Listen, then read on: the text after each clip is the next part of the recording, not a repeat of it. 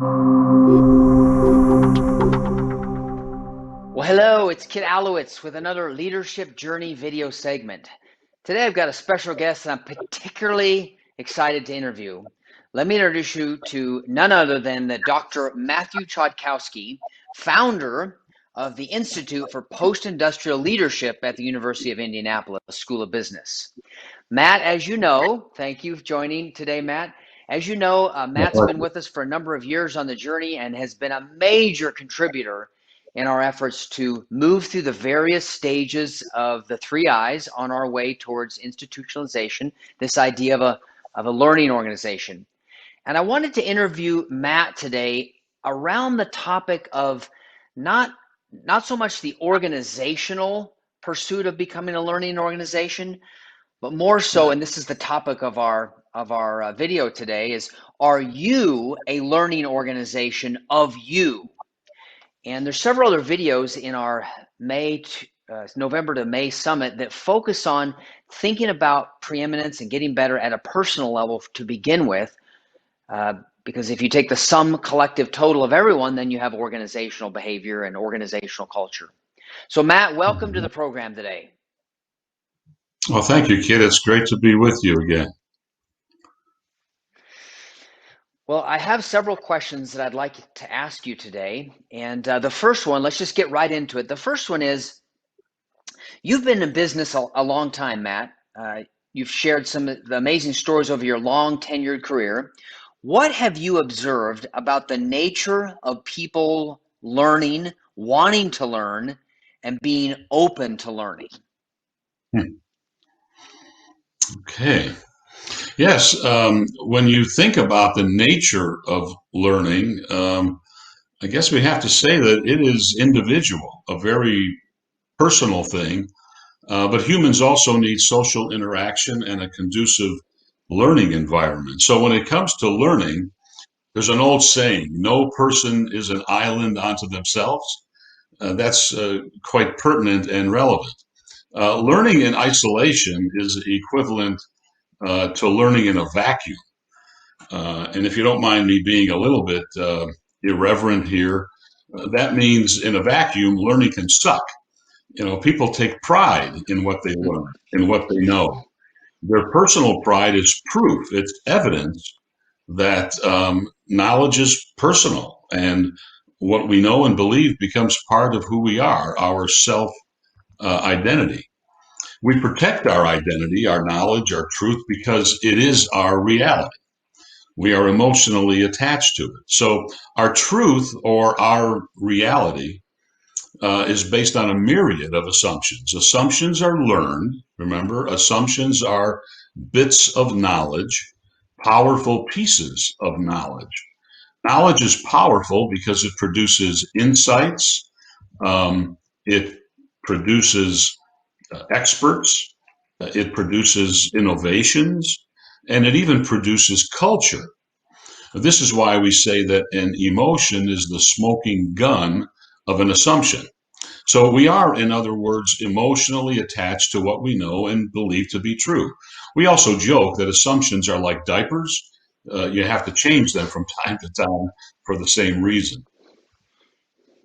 I love that. Oh, it makes a lot of sense. Thank you for that. Let me ask you another question then, Matt. Uh, this one I've thought about for many years, as well as I hear it from time to time from our various members.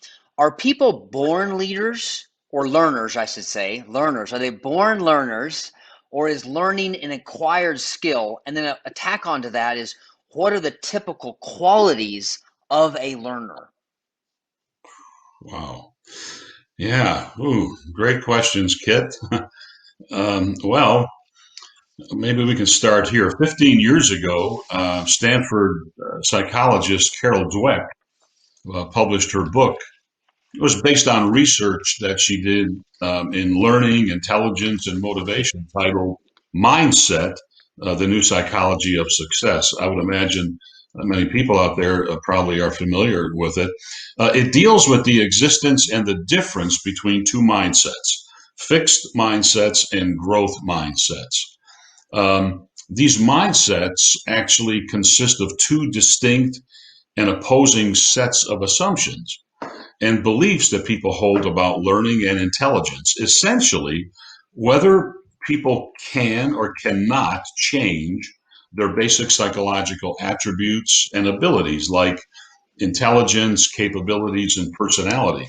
Now, Dweck defines growth mindset as the belief in one's ability to become better through hard work and help from others. To boil this all down, what I've witnessed maybe over the years is that some people just love learning new knowledge, and other people just love the knowledge they have already learned. So there's a difference, and the difference is neither subtle nor inconsequential. When we are born, we all start at zero, but we also all start to learn. The brain learns and the brain thinks. But our challenge is to train the brain to unlearn, relearn, and think at higher levels.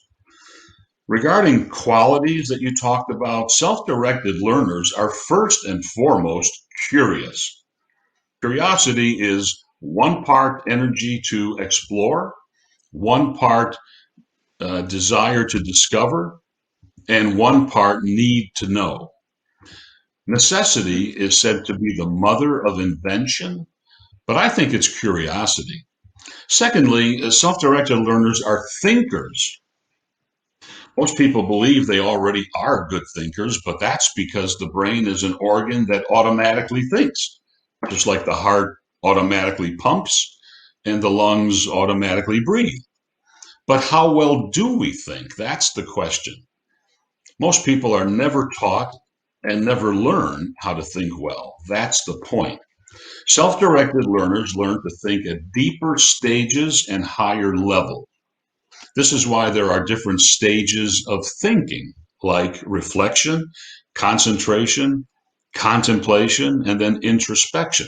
And there are also different disciplines of thinking, such as critical thinking, analytical thinking, abstract, creative, innovative, strategic thinking, systems thinking, even a thing called statistical thinking. And when you talk to a person who thinks deeply and thinks at higher levels, you can sense it, you can see it, and you realize they are thinking differently.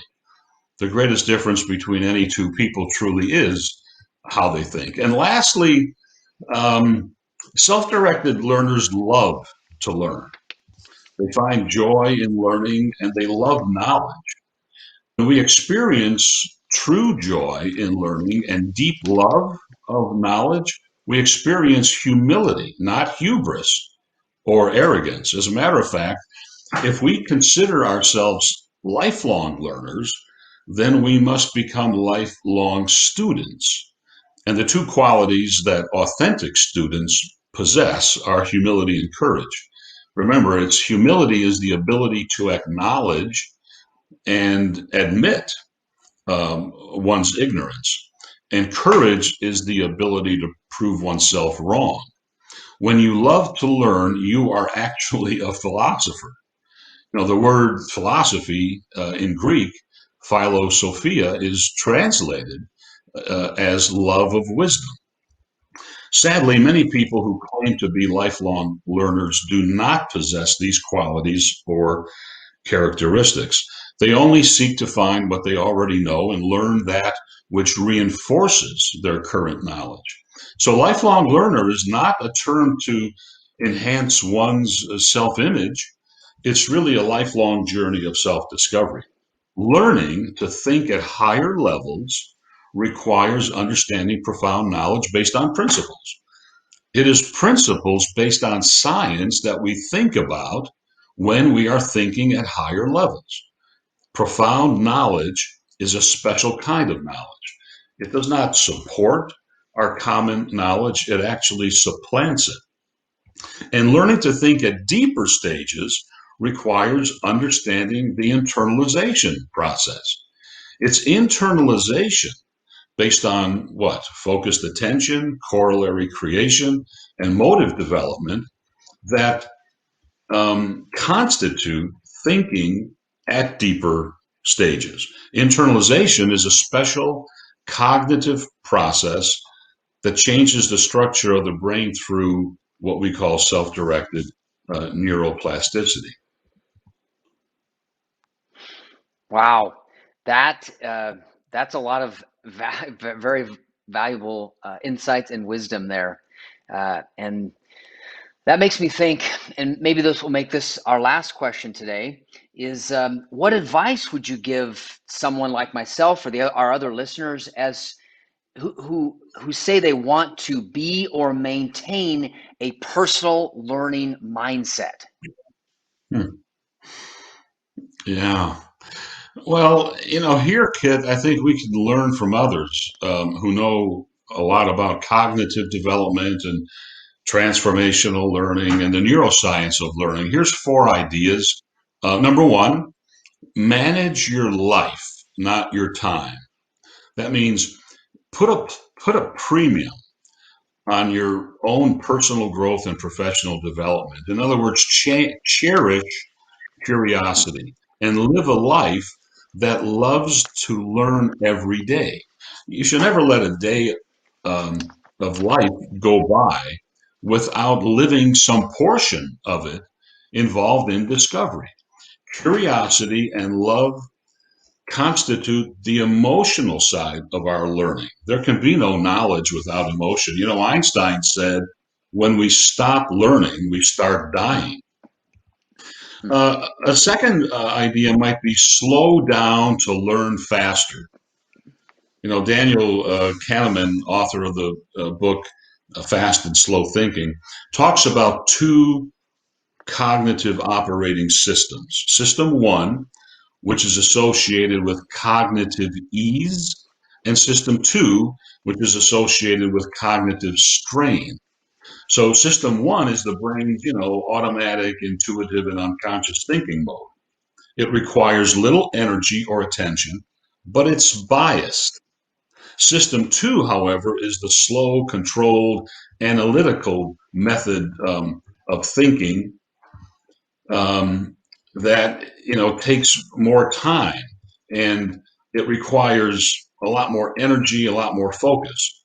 So Kahneman's breakthrough insight was the lack of reasoning in system one thinking operates automatically and subconsciously because it's inherently, a survival mechanism. He also showed how the two systems arrive at different results even when they get the same inputs. So he revealed the power of our subconscious mind and the cognitive illusion that we all think deeply. Our automatic system's one primary task is to protect our deliberate system two. It helps us prevent cognitive overload, and we're far less rational and far less correct in our thinking than we give ourselves credit for. This underscores the importance of reflection and introspection, slowing down our thinking to learn faster. We have to practice reflection, which improves our ability to focus our attention with purpose and intention to increase our self awareness. This enables us to think more deeply through concentration, contemplation, which exercises the brain, and then it helps us move knowledge from our short term working memory to our long term subconscious memory. This is facilitated through introspection, which is really exercising the muscle of the mind. Introspection entails using the region of the brain that produces perceptions.